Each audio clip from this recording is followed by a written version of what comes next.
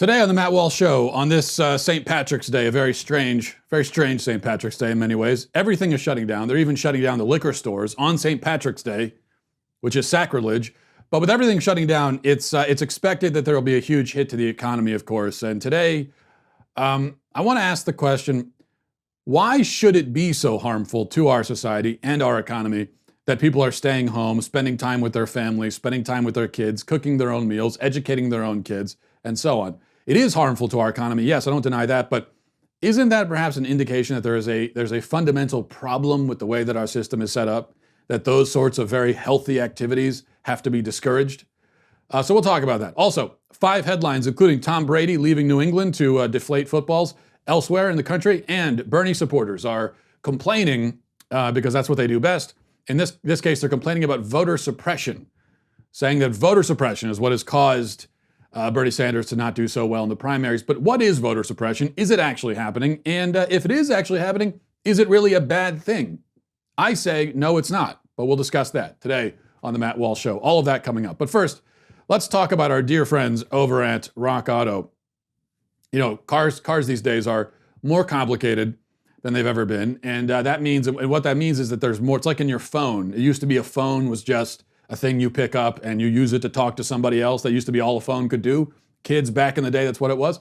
Well, the great thing about that is that there were fewer things that could break in your phone because all it did was the one thing. Sort of like cars now. There's so many things going on, so many elements to them that there are many things that can break. And then what do you do when something breaks? Well, you go to rockauto.com. It's so much easier than walking into a store and having someone demand quick answers to things like, is your Odyssey an LX or an EX, and things like that. You might not know the answer to right off the top of your head, and then you look stupid as well on top of it, and that's no good. That's why you want to go to rockauto.com. The catalog is unique, remarkably easy to navigate. All your questions are answered. Everything is easy enough for even an idiot like myself to be able to navigate. Rockauto.com is everything you need, from engine control modules and brake parts to tail lamps. Whatever you need, they have it when you go to rockauto.com. RockAuto.com is a family business serving auto parts customers online for 20 years. Go to rockauto.com right now. See all the parts available for your car or truck. Write Walsh in there. How did you hear about us box so that they know that we sent you. All right. So there's no question that the steps being taken by the federal and state authorities right now to contain the coronavirus are extraordinary. Schools are closed. Businesses are shut down. Now the federal government has issued guidelines calling for everybody in the country to stay inside as much as they can, avoid gatherings of over 10 people for the next 15 days at least. We'll talk more about that in the headline section. And it may well be true that these measures will have a devastating effect on the economy for years to come. It may also be true that they're necessary to prevent a catastrophic loss of life. It may be true that our choice right now is between potentially destroying our economic system or potentially destroying our healthcare system, because it's not just about the mortality rate. It's also a matter of the capacities of our hospitals if everybody becomes infected in one big mass. And then you've got a 10% hospitalization rate. Where are those people going to go? You know, it could lead to the breakdown of the healthcare system like we're seeing in Italy and other places. So all of these things are being weighed. Whatever the case, and however we feel about it, President Trump has indicated that it may actually be longer than 15 days, much longer, before things can return to normal. But here's a question that I don't see very many people asking. And that is this: should everything return to normal?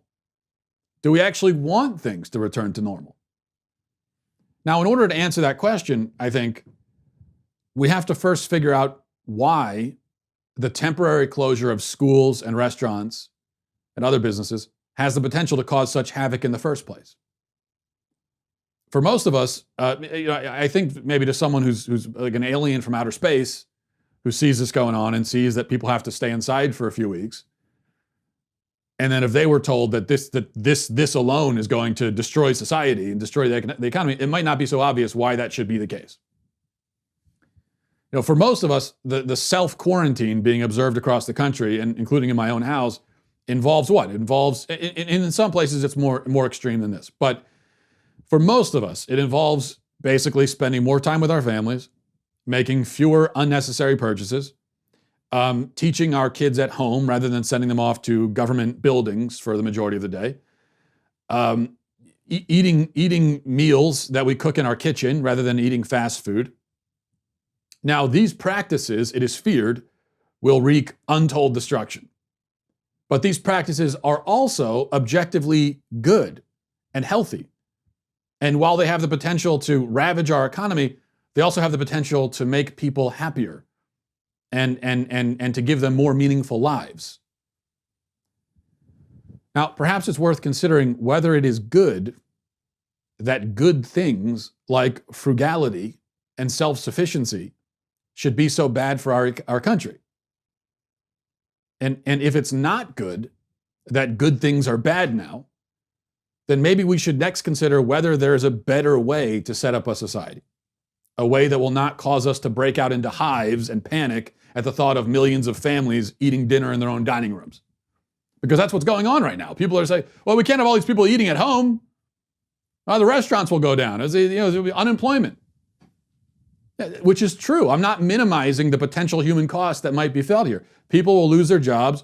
Working parents will have to quit their jobs or spend exorbitant amounts of money exorbitant amounts of their income, which they really need right now, especially now, on daycare to accommodate the children who are no longer going to school all day. Businesses will close. Nobody would suggest that these things are in and of themselves anything less than terrible hardships. Nobody's saying that these things in and of themselves are good.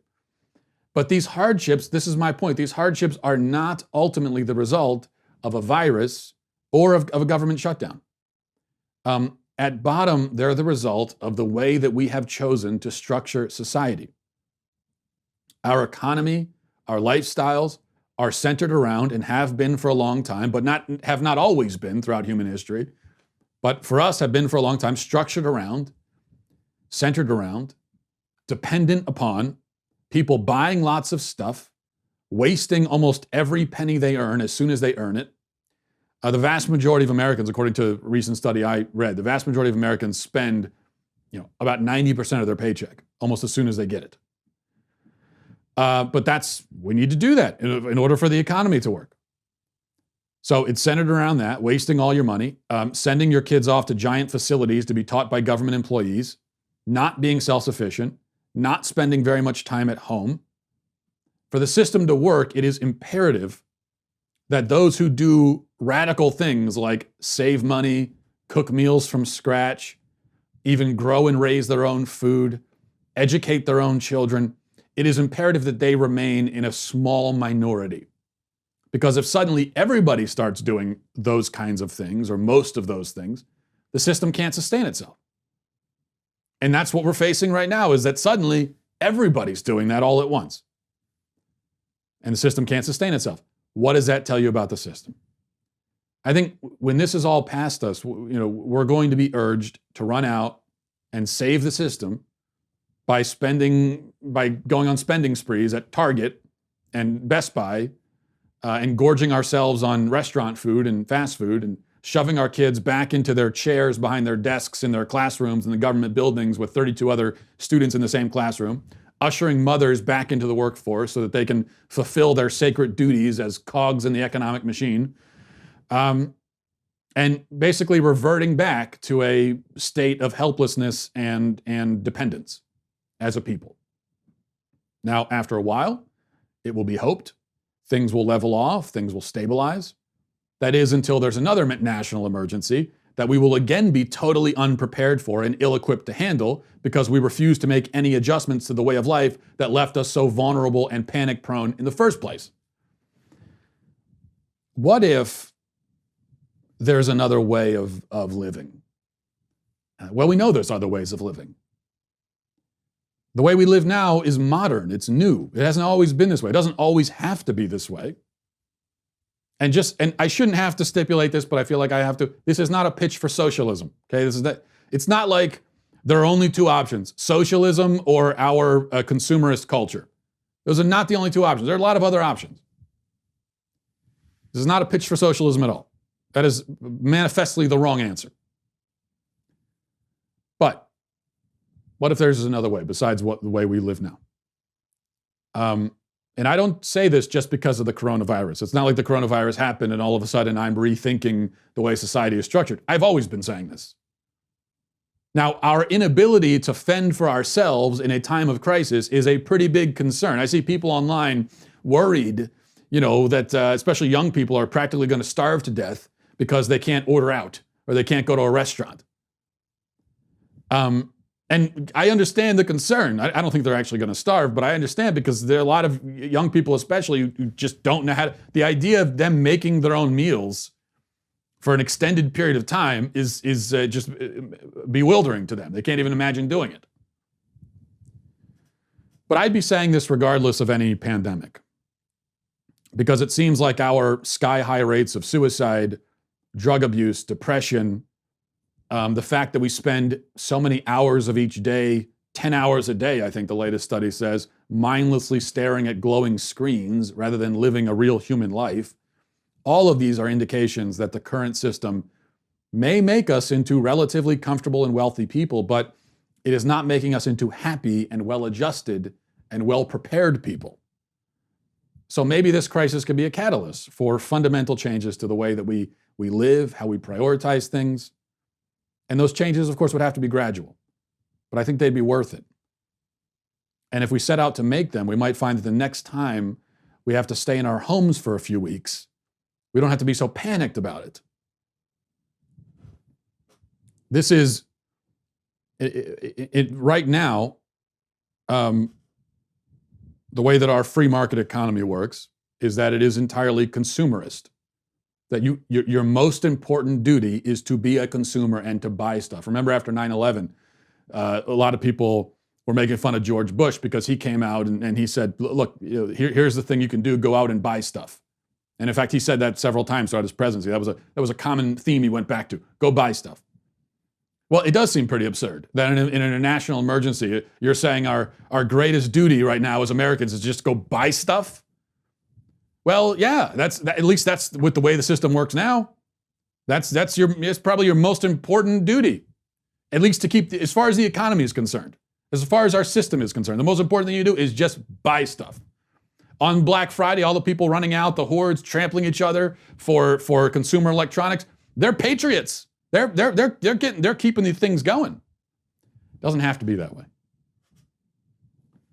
Where we have to be dependent, no self-sufficiency, send our kids out of the home, depending on government for education, depending on the marketplace for everything we could possibly ever need because we can't make or create or do anything ourselves. Doesn't have to be. That does not have to be the way a free market economy works. It is the way ours works. Doesn't have to be. So maybe that's worth rethinking. Well, moving on, we'll get to headlines in just a second, but as we get into spring, and it's a very, very strange sort of transition into spring now, but a lot of people still doing spring cleaning and going through and getting rid of old things. Well, part of the problem is, at least especially with my wife, getting rid of old things can be very difficult. It's for me too. We're both pack rats, but for her it can be hard because things have sentimental value. She doesn't want to get rid of that. She doesn't want to get rid of this. That's where Legacy Box can really help out. Legacy Box is a way for you to easily and affordably digitally preserve your past. It's so easy. You just pack it up and send it over and then receive perfectly preserved digital copies on a thumb drive, a DVD, or on the cloud. Whatever it is you have, old VHS tapes or DVDs that are scratched, photographs, whatever it is you have. And we've already done this. We had a whole box of old things, old memories that were preserved in ways that were certainly not the most efficient and also not easily accessible. So we sent it over to Legacy Box, and we got this wonderful package back. And it's a really easy process to do as well. Legacy Box is the world's largest digitizer of home movies and photos and has helped over 750,000 families digitally preserve their past. And you can do this too. You can get started preserving your past today. Go to legacybox.com/Walsh to get an incredible 40% off your first order. It's a hell of a deal. But today, to take advantage of this exclusive offer, send in when you're ready. So you want to go today, get the offer, and then when you're ready, you can send in what you need to. Go to legacybox.com/Walsh. Save 40% off while supplies last. That's legacybox.com/Walsh. Okay, going to headlines. Number one, the White House has already referenced as I already referenced, has issued new guidelines recommending that people stay home as much as possible for 15 days, avoid restaurants, avoid bars, avoid gatherings of over 10 people. So you can't have any more than 10 people in a crowd. So fortunately for the Biden campaign, they've already said that this means they can continue with their rallies. They're going to be safe. It also means that I can proceed with my birthday party as planned because I'm a loser. That's the joke, if you didn't get it. And it's not really a joke. But there are still, as far as I can tell, some serious questions like what happens after the 15 days are up. You know, Trump said this thing could last until July or later. If the virus is still spreading rapidly or even more rapidly in 15 days, is the quarantine extended? I think the answer right now is that nobody really knows because nobody knows exactly what's going to happen. We're in uncharted territory, at least in our experience as modern Americans. This is uncharted territory. By the way, I was also thinking this 10-person limit is a huge blow to Mormon, Catholic, and Orthodox Jewish families, you know, because you have way more than 10 people in those houses. So some tough decisions will have to be made. And I mean, I think every family has to decide on your own. Maybe you draw straws to figure out who has to go stay in the shed. In my family, we already do that once a week. Just a fun tradition, but something that maybe more families will have to think about. Number two, it was announced that all liquor stores in Pennsylvania will close indefinitely on St. Patrick's Day. They're closing liquor stores on St. Patrick's Day, which is a mortal sin, literal sacrilege. And I have to say, I don't get this one. Liquor stores are not places where large groups gather for periods of time. In fact, most liquor stores you go into, there's like a couple of people there. It's unless it's a special, well, like St. Patrick's Day. But aside from special occasions, you know, it's not like in most liquor stores there's hundreds of people all packed in there. So you come in, you buy what you want, and you leave. Why would we need to close a place like that? This seems to be adding unnecessary hardship, and I'm not just talking about hardship for people like myself who want to have access to bourbon. But more importantly, hardship for the people that work at these places. You're shutting them down, it seems like, for no reason. Number three, Mayor Bill de Blasio of New York, in the midst of all the shutdowns and social distancing, still went to the gym yesterday, to the, I believe it was the YMCA. As the common folk are told not to do that, I guess Bill figured, well, I'm not common folk. I'm the mayor. I'm important. And he was asked about it on CNN today. On a personal note, I want to ask you how you're coping. You went to the gym yesterday and Twitter lost its mind. I don't get it, but we'll move on with our lives. The gyms are all closed now, Allison. Yes, I know that the gyms are closed. Is there any sense that you were late personally to get your arms around what the sacrifice that's required? No, everyone is going to have to make sacrifice, but as our health commissioner said yesterday, people still are in new ways are going to have to get exercise. Whatever scenario, we're going to tell people how to stay healthy. It may be a walk, it may be a jog, but obviously socially distanced until and unless we get to the point of literally ordering everyone indoors. So this is going in stages. Somehow people are going to have to stay healthy and sane through this, and it's going to take a lot of improvisation for sure. Mayor Bill de Blasio, we really appreciate all the information. We always like seeing you in studio. Thanks so much. Thanks so much, Allison. Really held his feet to the fire, didn't she? Well done, CNN. I mean, you really made him, you held him accountable there, didn't you? Bill de Blasio is, and this is kind of a side note, but he's one of those guys who, to me, just seems unappealing and viscerally unlikable in every way. He's the kind of guy who gets on the elevator with you and you're immediately like, oh, geez, man, this guy. Just for no particular reason, just something about him, his demeanor, his aura, his essence. Which makes you wonder how a man like this ever got elected. How could anyone have ever seen, much less millions of people, seen this guy and listened to him and thought, I need to vote for that. That's my guy. I am going to the polls for that guy. And it just once again supports my contention that too many people vote. Too many people have the right to vote. The franchise needs to be drastically limited and reduced. And millions of people need to have their voting rights taken away. Bill de Blasio, his existence as a public official, as an elected representative, as an elected mayor, I think proves my point there. And that is my totally sincere and unironic position, by the way. I really do believe that. And we'll talk more about that in just a second. Number four, NBC Universal has announced that 4 movies currently in theaters will be released for home viewing early. So I think they're coming out. In fact, this weekend, these are movies that are in theaters right now. The Hunt, The Invisible Man, and Emma are all coming out will be available on your TV. I think this is another example, another way that society is probably going to be permanently changed because of this crisis. And this is a smaller thing, though not entirely insignificant. But after Universal releases these movies, and they'll be available for $20 for rent, I'm guessing they're going to make a lot of money off of them, and more studios are going to start doing it. And then it's hard for me to see how these studios revert back to the old way, the traditional way, the way that they've been doing it for decades once all this is passed, because I think they're going to discover that they make a lot more money this way. And I know for me, maybe I imagine I'm probably not alone in this, but there are many times when a movie comes out, I see a preview and I think, oh, that looks kind of interesting. I'd watch that. But I can't get to the theater because we can't find a babysitter, or I just don't feel like going to the theater. So I don't watch it. And then when it finally comes out months later, I've already lost interest. Now, if that movie was available the day it came out for me to watch at home, I probably would have spent the money on the movie. And I think there are probably a lot of people in that boat. So we'll see what happens going forward. Number 5, finally, Tom Brady announced today that he's leaving the Patriots after, 20 seasons. He's going off somewhere else. He'll be leaving and playing elsewhere. No word yet on whether he'll bring his own spy cameras and deflated footballs or if they'll provide those for him. Probably they work that out in the contractual phase, I'm not sure. And I guess now's a good time to go back and as we remember Tom Brady and his career, I think now's a good time to go back and remember. There's a great moment, a classic moment. His last official pass as a Patriot. This will live on forever. This is his last official act and pass as a Patriot in a Patriots uniform in the playoffs. Let's go back and remember how that went. To end it, the two of them together. Yes. I mean, we'll never see this run again, Jim. Brady's pass, it's intercepted and returned for a touchdown by Logan Ryan, the former Patriot. The memories. What great memories. I actually like Tom Brady. I'm just being a jerk. It's my way. It's how I show I care.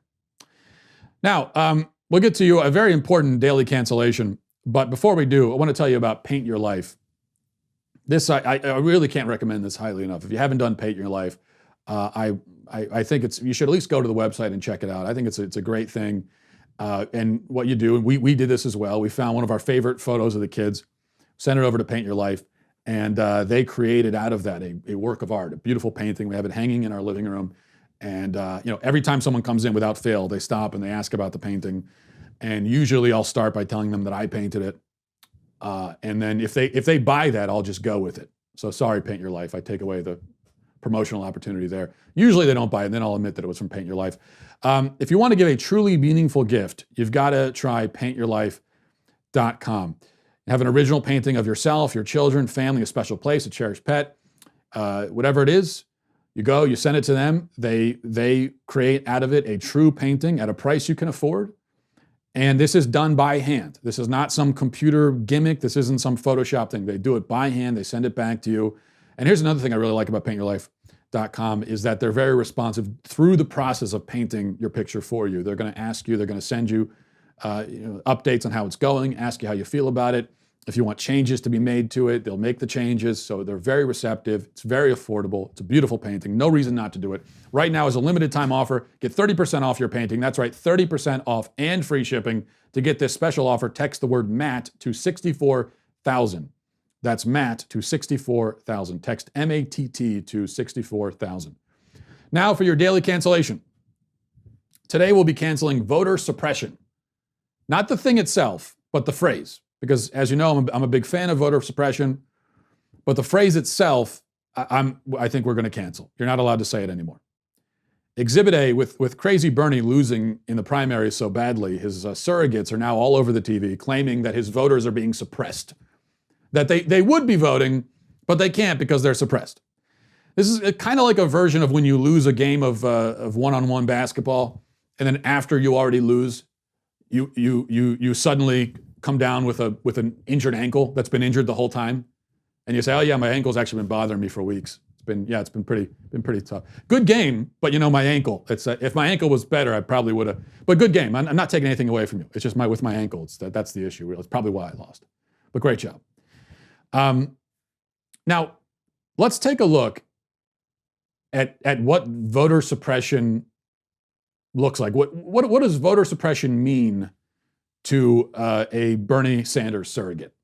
Let's find out. First, here's Alexandria Ocasio-Cortez on Fox a few days ago talking about the awful suppression that Bernie Sanders voters faced. You did a campaign event at the University of Michigan. It had 10,000 people. It was like a rock star status.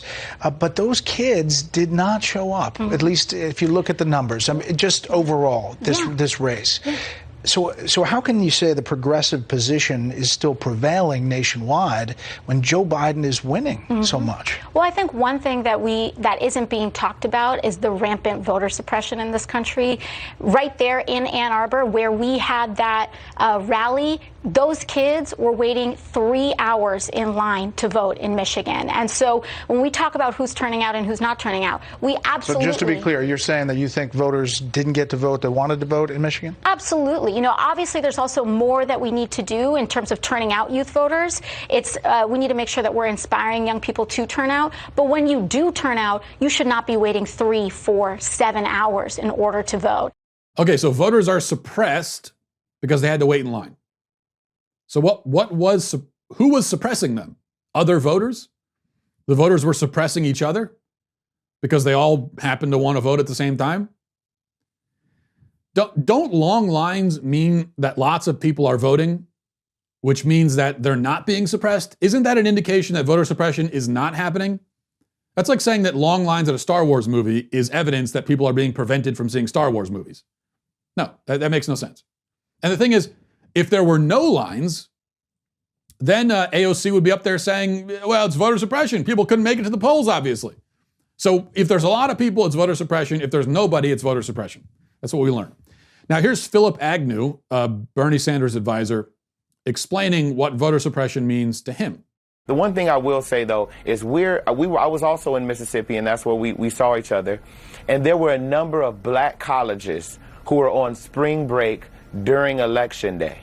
And so we're up against rampant voter suppression efforts that are pushing young black folks out of the voting, out of the booth, and not allowing them access to the franchise. And so I think across the board, the Democratic Party has a lot of work to do to make sure that young black folks, that older black folks have access to the ballot box. And our campaign is proud to actually been a part of that. But it's an uphill battle, and it's not just our campaign. I think across the board, we've got a lot of work to do. Kids were on spring break. That's voter suppression. The kids are on spring break. They chose to go on spring break, and so they're being suppressed. They're off in Cancun or whatever, or Pensacola, and they're being suppressed. They're lounging on the beach, drinking copious amounts of alcohol. I'm being suppressed. Help me, I'm being suppressed. Now, of course, if kids had class that day, we would also be told that that's voter suppression. So classes, no classes, voter suppression. Lines, no lines, voter suppression. Everything is voter suppression. See, unless this is what would not, by the standards of AOC or this guy, here's what you would need to do in order to not be suppressing voters. You would need to go pick up the voters in your arms, cradle them like a baby, sing them lullabies, and carry them into the poll, and then put them down in a comfortable chair in the voting station and pick up their hand for them and with their own hand press the button that they want to press. That's basically, they need, if they have to expend any energy at all or do anything for themselves, they're being suppressed. But here's an idea, here's a thought. If you want to vote, make it a priority. Wait in line. Schedule your time. Take off work if you have to. If it's that important, it's not like we vote every day. It's something that comes up every 2 years. So you're telling me it happens every 2 years and you can't figure a way to schedule around it? I don't buy it. We have all this early voting and everything, and we see what happens with early voting in the primaries. People vote early for a candidate who, when it's time for the actual voting to start, is already dropped out of the race. So, but we're told we need early voting because we need to give people months or weeks to vote because they might not have time on the day of voting give me a break.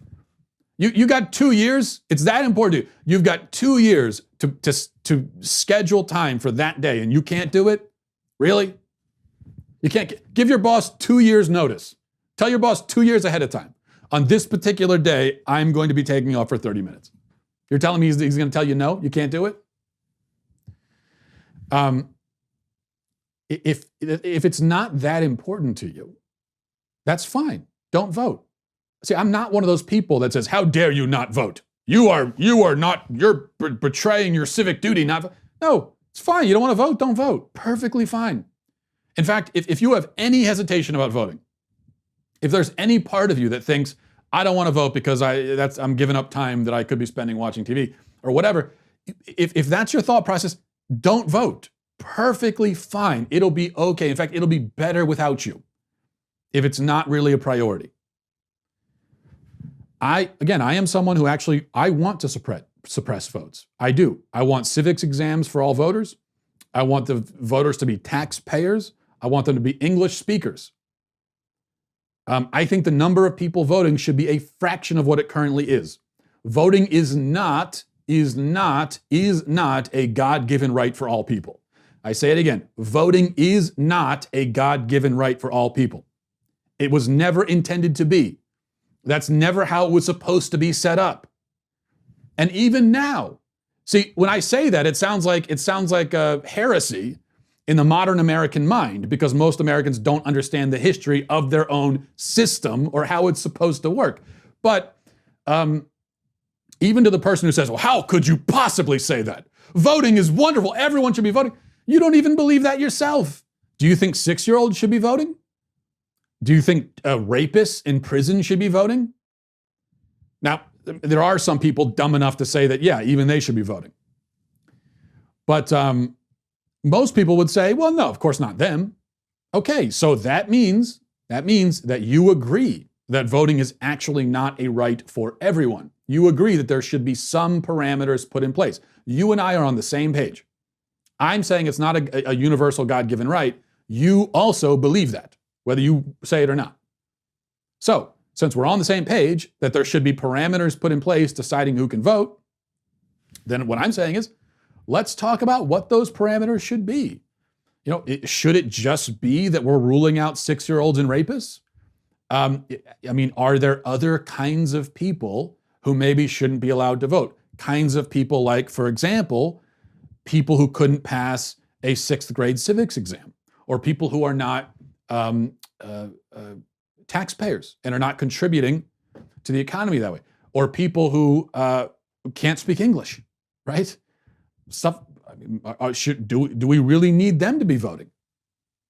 Is it better for the country to have voting from those people? I would say no, it's not. I would say it's clearly not better for the country. And if it's not better for the country, and voting is not a God-given universal right, which again, we agree it's not, then why are we doing it? Why are we allowing it?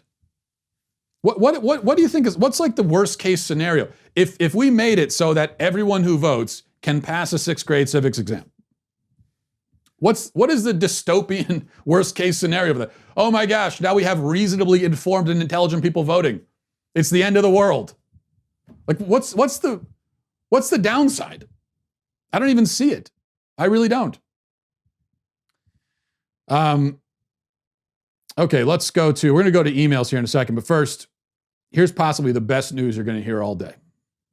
And we could all use some good news. Right now, using promo code Walsh, you'll get 10% off any Daily Wire membership plan. And let me tell you, if you're not a member, you are missing all the best stuff. Members get our articles ad-free. You get access to all of our live broadcasts. You get a show library. You get the full 3 hours of the Ben Shapiro Show. You get bonus content. You get access to the mailbag, which we're going to get to in a second here. Plus, our new all-access tier gets you into exclusive live online Q&A discussions with me, Ben Shapiro, and Michael Knowles, Andrew Clay. I almost said me and Matt Walsh. Both of us are going to show up together. Plus Daily Wire writers and special guests. And don't forget, you'll also get the greatest of all beverage vessels, the Leftist Tears tumbler, all of that. Plus 10% off when you use promo code Walsh right now. Go over to dailywire.com and become a member today. All right. So some emails. Both of these are why I'm wrong emails. So this is from RD. It says, Matt, you're wrong that we should only listen to the experts on coronavirus. This is exactly the kind of mentality you normally complain about. You're the one who has said many times that you have every right to talk about something like ADHD, and people who expect you to have an MD to discuss it are just trying to shut down debate. I like that version of you better. You were right about that. Trying to turn the national conversation into something that only experts can engage in is elitist snobbery at its worst. Well, you're right, RD. I have complained about the mentality that says that you should have to present your resume before engaging in a conversation about anything. I reject the idea that you have to be a certified expert to have an opinion on any subject. But I also think that if we're in the middle of a crisis, and that crisis involves a very specific scientific phenomenon like a virus, then you should have a real understanding of viruses and a very firm base of knowledge and some experience in the field if you're going to make public pronouncements about the virus and its relative threat to the public, and so on. So those two positions of mine are not in conflict, and I really don't think it should be controversial. All I'm saying is you should know what you're talking about if you're making statements about something like a pandemic, and especially if you're making explicit or implicit recommendations to other people about how seriously they should or should not take it, then you should know what you're talking about. Like that, I can't believe you're not the only email like this. How could anyone disagree? But people do. I'm saying know what you're talking about. People say, well, how dare you? I don't think you should know what you're talking about at all. We go back to the voting thing. It's like this: people think it's good to have ignorant morons, chiming in. It's not. Now, imagine if somebody was diagnosed with cancer. Do you think it would be responsible and reasonable if I were to come along with no experience in oncology and no expertise and no medical degree or anything, with very little understanding of how cancer works, and all the same, if I were to come to that person and dispense confident advice on the types of treatment they should receive and how serious they should take their diagnosis, would that be reasonable for me to do? Would that be responsible? Would you encourage that? And would the person with cancer be an elitist snob for saying to me, oh, you know what, I'm going to listen to the doctors on this, so maybe you should pipe down? No, I think pretty clearly. And does that mean that I should never say anything about cancer? Does that mean that there are no issues related to cancer that I could possibly have anything valuable to say about? No, it just means that on the specific medical and scientific questions, I should leave it to the people who understand the questions and the answers better than I do. Again, that should not be controversial. You mentioned ADHD. You're right. I have many opinions about that. I have no problem sharing them. But my opinions have little to do with the neurological or medical issues involved. Now, if a neurologist comes along and tells me about the differences in brain scans between ADHD people and people without ADHD, I'll listen. I'm not going to argue with them. They know that better than I do. I haven't really studied the issue that much, at least the neurological piece of it. And if a doctor wants to tell me about the diagnostic criteria for ADHD, if I'm making statements about that and a doctor says you're wrong, here's the real criteria, okay, I'll listen to that too. I'm not going to pretend to know more than the doctor or the neurologist in their fields. But my point about ADHD is that even though there are diagnostic criteria, and even if you can see it in a brain scan, which for my reading, actually in many cases you can't, but again, I'll defer to the experts on that. My point is that it doesn't prove that the thing is actually a disorder. It doesn't prove that the people who have ADHD aren't supposed to be that way. Because what the doctors are saying about the ADHD kid is not just he exhibits these traits and he has this and that going on in his brain. What they're saying is he's not supposed to be this way. We have to use drugs to change him. A kid is not supposed to act this way and think this way and behave this way, and so we must treat it like a disease and try to change it. And that, I submit, is not a medical opinion. That is an opinion about how humans are supposed to be, which is a philosophical opinion. It's a very deep philosophical opinion. The question, if I were to ask you, how is a human supposed to be? How is a human supposed to think? Now, I'm not even sure if that's an answerable question, but if it is an answerable question, it's not answerable just to doctors. I think we all have an equal shot at taking a crack at that one and getting it right, because we're all people and we all have experience being human beings. Now, I say that the child with ADHD is supposed to be that way. I say that's his personality. And if it interferes at school, well, that's more a statement about flaws in the school system than it is a statement about flaws in him. So my opinion is not medical, not scientific. All the science in the world is not going to change my mind because it's irrelevant to the point. That's not the point I'm making. It would be like if I was giving my view on the meaning of life and you were to say, oh yeah, you're not even a scientist. So what? Why would a scientist have any greater insight into the meaning of life than anyone else? Now, they might be able to tell me a lot of scientific facts about the nature of life, fine. But as far as its meaning, its purpose, I mean, who cares if you're a scientist or not? You're not going to have any better chance at being right on that than anyone else would. And so those are the differences. Finally, this is from Cody, says, big fan of the show, but you're wrong in regards to price gouging. The attached link does a concise yet thorough job of explaining why this is not a bad thing. Also, it is troubling that you express more concern with an individual selling an item to willing buyers at an agreed upon price as opposed to the state literally taking what was rightfully his property at point of gun. Although I am an extreme liberty lover and anarcho-capitalist, I don't doubt that you also support individual sovereignty, although maybe not to the same degree. It is important in times like this for us to not allow fear to cause us to turn a blind eye at tyranny, which is exactly what occurred when the aforementioned man had his property seized. And then Cody attaches a link with a 10-page document. Cody, I haven't read your link yet, I admit, I will. But of course, there's a difference, I think, between saying people have the right to price gouge and saying that people are right to price gouge. Now, you seem to be making the latter case, that it's the right thing to do. Now, or maybe I'm wrong about making that case, but and maybe the article that you're sending will get into this. But if you want to tell me that there are situations where so-called price gouging by stores in an emergency or disaster is necessary, and maybe in some cases actually good, then I might agree. You know, you could I could see how that might be the case. You could argue plausibly that a store increasing prices on a necessary item in a time of emergency will ensure that it's available to more people. So if there's a shortage of clean, healthy water in a disaster, and you've got a store with these big gallon jugs of water for 98 cents a piece, well, what's going to happen? The first few people that come in are going to clean the whole place out and get more water than they need, and then there are going to be other people who get no water. And so maybe price gouging, I don't even know if this is the argument in the link. I'm just saying this is an argument I could see for price gouging.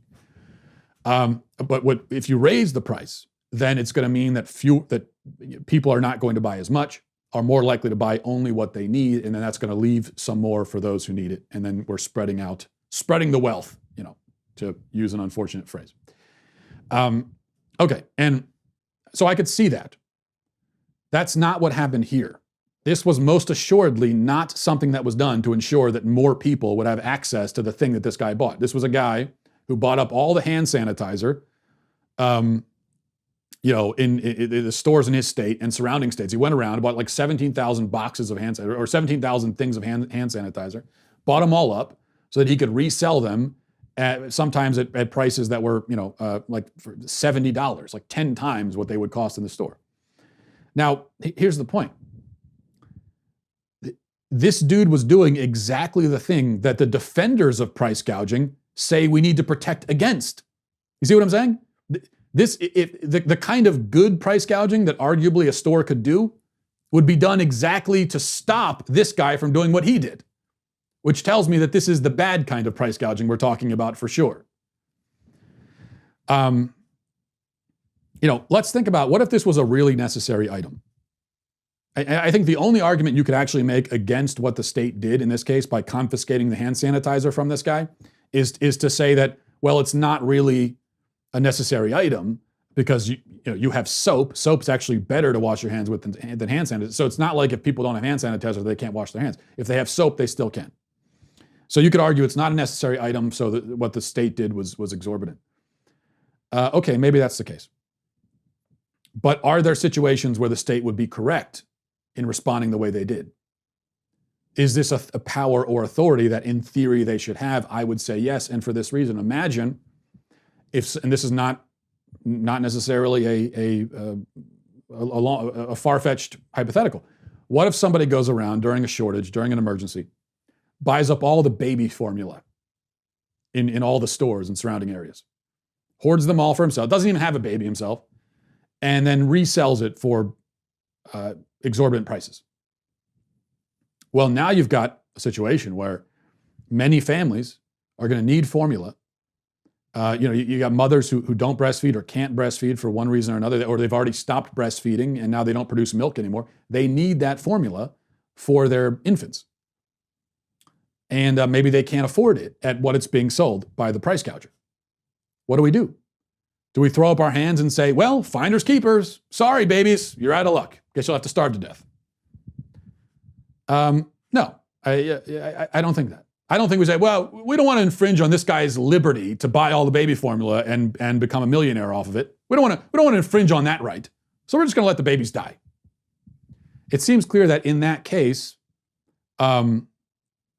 if you argued against state involvement, you would be putting his supposed liberties, his supposed right to buy whatever he wants and sell whatever he wants without restriction in every situation, over the needs of families to feed their children and the rights of babies to not starve to death.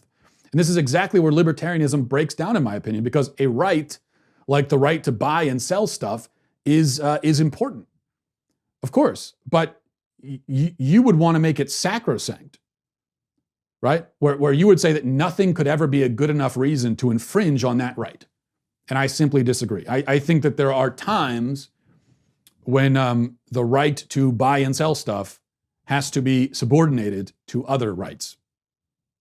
So the way I would break this down, I guess, is that in situations like this, if somebody is buying up necessary items that the community needs, really needs, then the state ought to step in situations like that.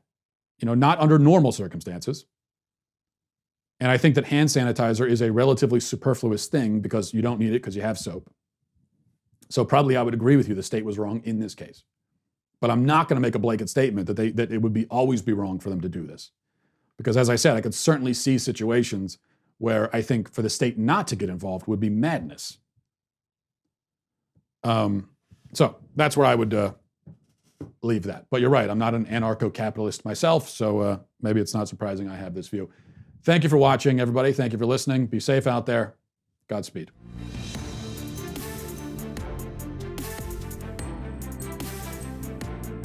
The Matt Walsh Show is produced by Sean Hampton, executive producer Jeremy Boring, supervising producer Mathis Glover, supervising producer Robert Sterling, technical producer Austin Stevens, editor Danny D'Amico, audio mixer Robin Fenderson.